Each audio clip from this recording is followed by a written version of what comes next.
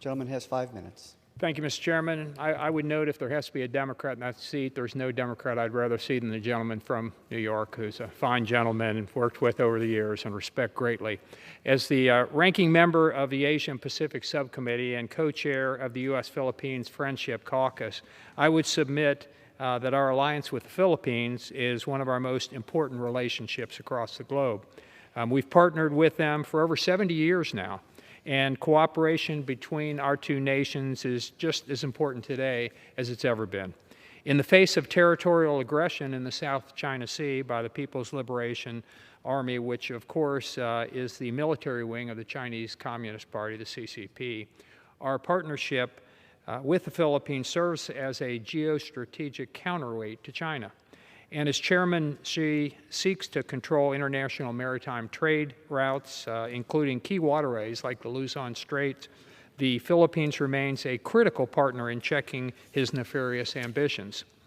As with all our strongest alliances, our relationship with the Philippines extends beyond military affairs, for example, to cooperation in law enforcement.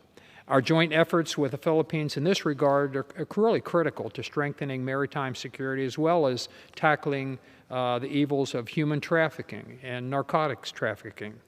Of course, we have all been appalled by former President Duterte's brutal drug war, particularly its extrajudicial killings.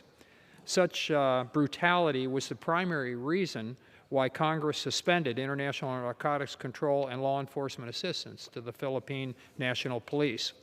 However, it would be self-defeating to simply cut off all cooperation with Philippine law enforcement, as this amendment seeks to do.